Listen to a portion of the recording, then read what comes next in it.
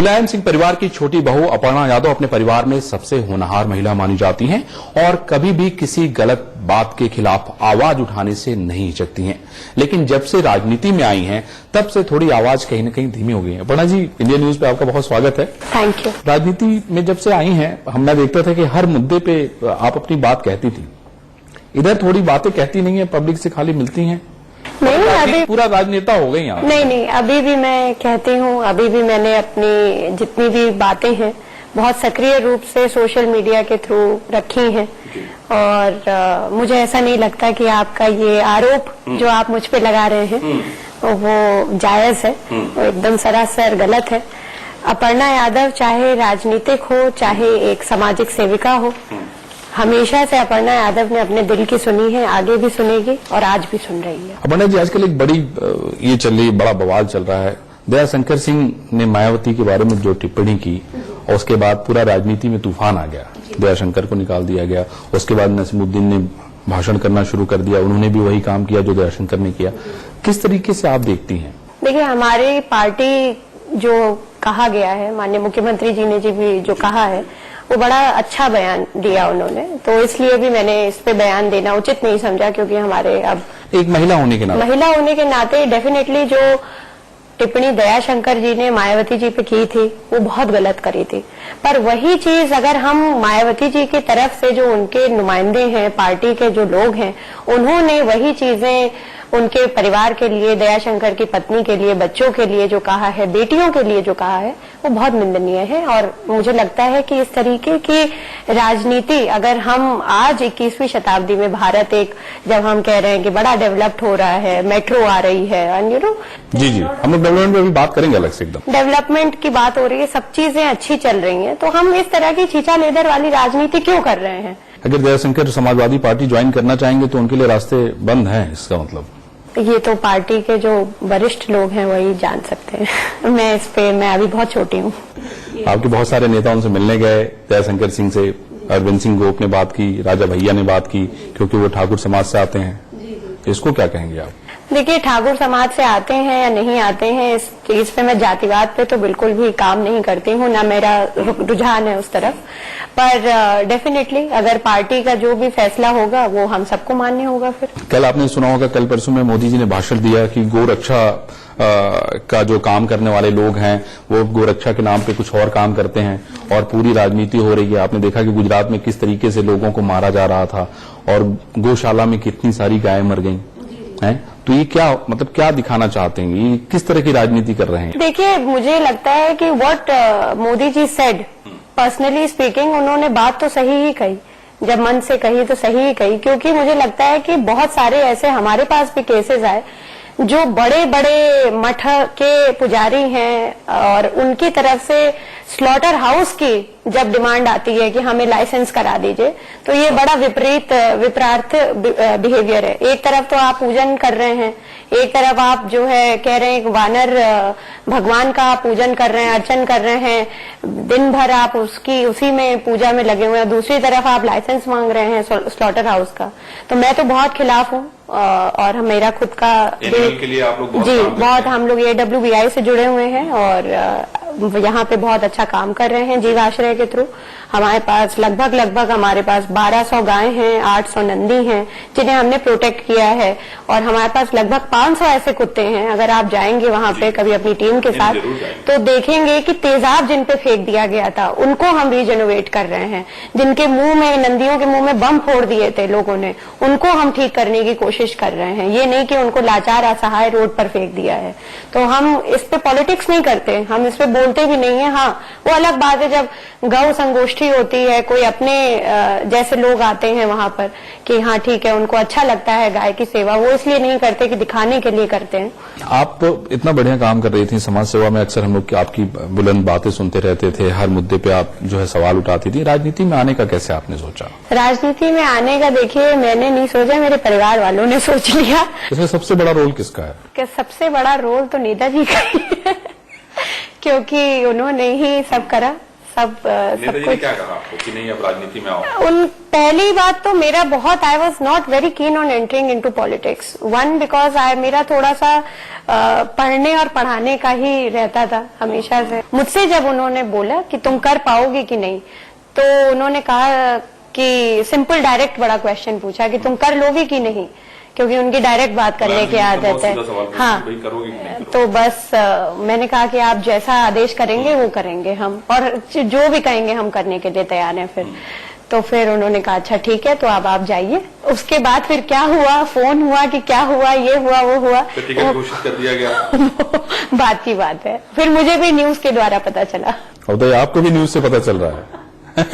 ये भी बड़ा इत्तेफाक है। तो आपको कैंटी क्यों दिया गया? आपको भी इटावा दे सकते थे, मैनपुरी दे सकते थे? नहीं, ऐसा नहीं है। नेताजी ने साफ तौर से पूरे पार्टी में भी ये कह रखा था और सभी से ये कह रखा था। हमेशा आप अगर देखेंगे तो एक पैटर्न है हमारी पार्टी में, जो भी अगर पॉलिटिकल वो हुआ है कि किसी की सीट थी और उन्होंने छोड़ी, तो जिसको वो चाहते थे they gave place to that person, है ना। यहाँ पे सिचुएशन मेरे केस में बहुत डिफरेंट है। अगर आप देखें तो वो इसलिए क्योंकि 142 सीट्स जो हमारी हारी हुई सीट्स थी उन पे ही घोषणा हुई थी, और ये कैंट भी हारी ही हुई सीट है जिसपे घोषणा करी गई है। जितने भी एग्जिस्टिंग एमएलएज हैं उनकी कोई भी सीट नहीं बदली गई है अभी तक टिल डेट। अखिलेश जी और मुलायम सिंह दोनों लोगों के कामों को आपने देखा है, किसको आप मानते हैं कि बेहतर काम करते थे? अखिलेश जी? ये तो बड़ा डिफिकल्ट क्वेश्चन है आपने तो, बट ये है कि नेताजी का ये है कि जब वो थे चीफ मिनिस्टर तो उनकी सारी योजनाएं जितनी भी थी they were very humane in nature. मतलब उन्होंने उस समय शायद एक दौर अलग था, अब एक दौर अलग है, डिफरेंट। मतलब अब ज्यादा टेक सेवी हो गया है, अब ज्यादा डिजिटाइजेशन हो गया है, चीजों का ज्यादा आप कह सकते हैं उत्पाद हो रहा है, ज्यादा पैदावार हो रही है।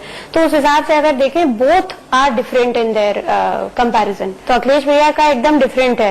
वो जहां मेट्रो ला रहे हैं, मेदांता ला रहे हैं, आपके लिए बहुत सी योजनाएं ला रहे हैं, विमेन की तरफ जितना ओरिएंटेशन अखिलेश भैया ने दिखाया है, मुझे लग रहा है नेताजी के टाइम पे स्कीम्स थी पर उतना शायद खुल के वो चीजें नहीं आ पाई। चाहे वो कन्या विद्या धन नेताजी के टाइम पे शुरू करा, साइकिल का जो उन्होंने देना शुरू किया, बांटने का उन्होंने शुरू किया, विमेन टॉयलेट का जो अब जो लोग कह रहे हैं 25 इयर्स बैक नेताजी ने ये बनवा दिए थे टॉयलेट्स अपने अपनी जगहों पे, जहां उन्होंने देखा जब कॉन्वॉय जा रही थी तो उन्होंने देखा कि भाई शौचालय की बड़ी दिक्कत होती है गांव देहात में, तो बहुत समस्या होती है। तो उनकी जब कॉन्वॉय एक बार निकल रही थी तो इस तरीके का उनके सामने हुआ, तो फिर उन्होंने कहा नहीं नहीं ये भी एक ऐसी प्रॉब्लम है which we need to address.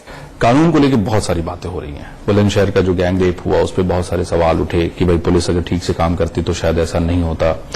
आज औरैया से एक खबर आई है, एक दरोगा का वीडियो आया है जो कह रहा है कि थाने कैसे बेचे जा रहे हैं। बड़ा सवाल है कि मुख्यमंत्री के बार बार कहने के बाद भी, बार बार चेतावनी दिए जाने के बाद भी अफसर क्यों नहीं सुधर रहे हैं? ये तो एक ऐसी लचर मुझे लगता है पूरी प्रक्रिया जो ऑफिसर्स का वो हो गया है कि क्या अब उसमें कुछ कहा नहीं जा सकता। मुझे लगता है कि अगर और इस पे मॉनिटरिंग करी जाए बड़े लेवल से, अधिकारियों के लेवल से, क्योंकि हर चीज मुख्यमंत्री जी के लिए भी बहुत पॉसिबल नहीं है कि वो हर एक चीज को, हर एक व्यक्ति को मॉनिटर करें। भाई there are good people and there are bad people. Aristotle ने भी यही कहा कि अच्छे लोग हैं, बुरे लोग हैं, बट जो बुरे लोग हैं वो पूरे सिस्टम को खराब करते रहे। तो मैडम यही कहना चाहूँ जिसका जो काम है, जैसे अगर वहां पे पेट्रोलिंग वाला काम अगर ठीक करता तो शायद नहीं होता वो चीज। नहीं होता। तो वैसे ही हम अपने लिए भी यही कहते हैं कि हम हर एक आदमी अगर अपनी जगह देखे, अपना व्यवस्था देखे जो उसे मिला हुआ है, तो मुझे लगता है प्रदेश का देश बदल जाएगा हमारा। मुलायम सिंह जी कितनी बार चेतावनी दे चुके कि अब कम से कम सुधर जाओ, 6-7 महीने बचे हुए, क्यों सुधार? मेरे मन में यही सवाल रहता है कि सुधार क्यों नहीं हो रहा? डर नहीं है एकदम, तो पुलिस का इकबाल होना चाहिए, वो नहीं है। आई थिंक इन लोगों को थोड़ा जो है रगड़ने की जरूरत है, बहुत जरूरत है। और ऐसे लोगों को खास तौर से मुख्यमंत्री जी कर भी रहे हैं, उनके खिलाफ बहुत स्ट्रिक्ट एक्शन ले रहे हैं और कई लोग तो सस्पेंड भी कर दिए हैं उन्होंने। मोदी जी का कार्यकाल आप देख रही हैं, प्रधानमंत्री बने तो आपके भी उस पर रिएक्शन आए थे, बहुत सारे सवाल भी आपसे पूछे गए थे, किस तरह से देखती हैं उनके कामकाज को? मुझे लगता है Modi ji started the campaign on a very good note and his prime ministership on a very good note. But the problem is that only कि वही जो उनको करवा देना चाहिए था अपने सो कॉल्ड ऑफिसर्स से या कैबिनेट से, वो चीजें ग्राउंड तक नहीं उतर पा रही हैं। अभी उज्ज्वला योजना जो है और बहुत से केसेस अभी बहुत प्रचार हो रहा है, बहुत अच्छी योजना भी है एक तरह से अगर आप देखें तो it is a good thing. पर हो क्या रहा है, उसमें अमीरों को मिल गई गैस कनेक्शन, जिनके अच्छे घर हैं, जिनका लाइवलीहुड है। ये तो उज्ज्वला कनेक्शन उनके लिए जिनका लाइवलीहुड ही नहीं है। मोदी जी तो कह रहे हैं कि हमने तो भाई ना हम खाएंगे ना खाने देंगे, ना खाने देंगे, मगर नीचे वाला तो कर रहा है ना उनके। तो आपके मन में कभी ये नहीं है कि मोदी जी को ये बताएं कम से कम? मैं तो बहुत बार उनका, जब मुझे सरकार का एक बार आया था कि क्या क्या स्कीम्स हैं उनकी, पूरी विवेचना अभी तक शायद यूट्यूब पे पड़ी हुई है, पूरी विवेचना करी है मैंने हर एक स्कीम की उनकी, और हर एक जो उन्होंने एक बात बोली है उसकी तारीफ के साथ उनके लिए वो भाई क्रिटिसिज्म भी किया है। डेफिनेटली जब आदमी तारीफ करता है तो डेफिनेटली उसके कहीं ना कहीं जो काउंटर्स होते हैं वो कहीं ना कहीं फेल अगर हो रहे हैं तो हम में कमी है, और हर एक में होती है, हर एक इंसान में होती है। तो I think we should revive our policies, we should see that there should be certain body which is reviewing body, और उसको रिव्यू करने के लिए बहुत जरूरी है। उसमें हमें ये चयनित करना पड़ेगा कि कितने ऑनेस्ट ऑफिसर्स हैं या कितने हमारे ऑनेस्ट मिनिस्टर्स हैं जो हमारे लिए काम कर रहे हैं, सरकार के लिए काम कर रहे हैं ईमानदारी से। जी, ये चयन नहीं हो पा रहा है। मोदी जी भी लग रहा है कहीं गफलत में है अभी, जो भी बहुत सारी विकास की बातें हो रही हैं, चुनावी विकास पे लड़ा जा रहा है। किस तरह से देखती हैं मुख्यमंत्री जी के विकास के काम को? मुझे ऐसा लगता है कि जितना काम हमारे उत्तर प्रदेश में भैया ने किया है, आज तक इतना काम हुआ नहीं है। सही बात यह है, अगर आप देखिए एक्सप्रेस वे तैयार हो गया, जितना बोला था उन्होंने मेजॉरिटी। आप उनका मेट्रो के लिए कितने सालों से बात हो रही थी, मेट्रो के पिलर खड़े हो गए, आई थिंक अब नवंबर में बता रहे हैं कि चालू भी हो जाएगा।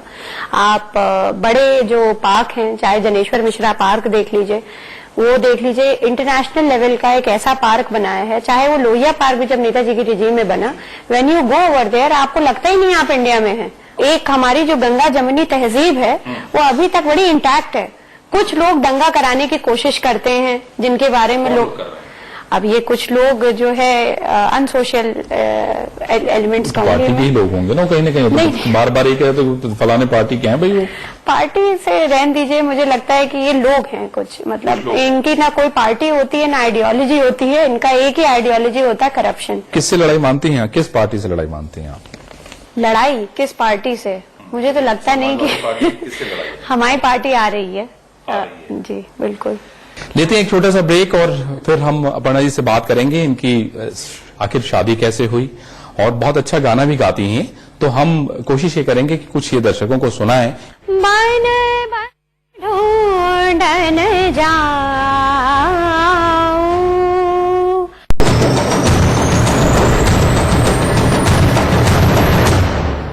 Welcome back. एक बार फिर से अपर्णा जी से बात करते हैं।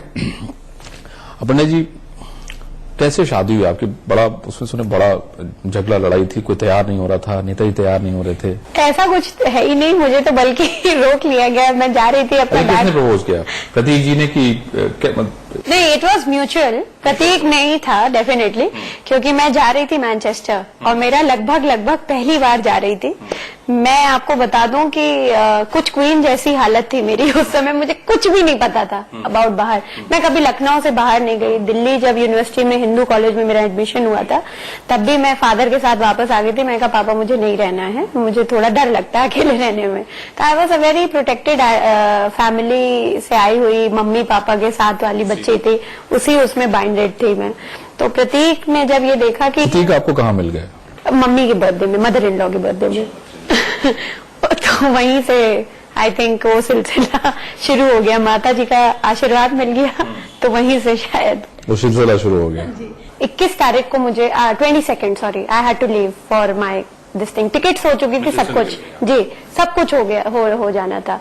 तो जब इनको ये लगा कि अब तो जा रहे हैं, तो नेताजी ने कहा कि नहीं, अब जब वो जा रहे हैं तो फिर शगन करके जाइए। लोग सिर्फ ये जानते हैं कि भाई वो बिजनेस करते हैं, लेकिन उनको क्या करना है, मतलब लाइफ में इतने बड़े परिवार से हैं, राजनीतिक परिवार से हैं। Is very I think A political in a political family.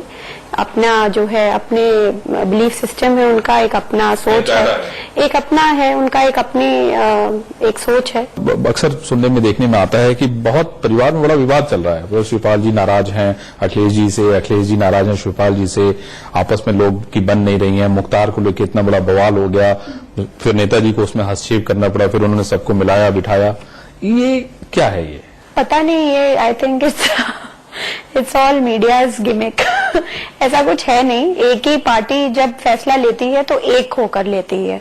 जो नेताजी कहते हैं वो हम सब सराखों पे रखते हैं, मतलब एवरीबडी। आपका जो फेवरेट कोई गीत हो आप सुना दे दर्शकों को, जिससे कि जाते जाते जो है दर्शक खुश हो जाएं और आपको वोट दें और आपको चुनाव जिता के भेजें। बन बन ढूंढन जाऊं, बन बन ढूंढन जाऊं, किताहूँ छुप गए कृष्ण मुरारी, शीस मुकुट अरु कानन कुंडल, बंसीधर मन रंग फिरत धारी,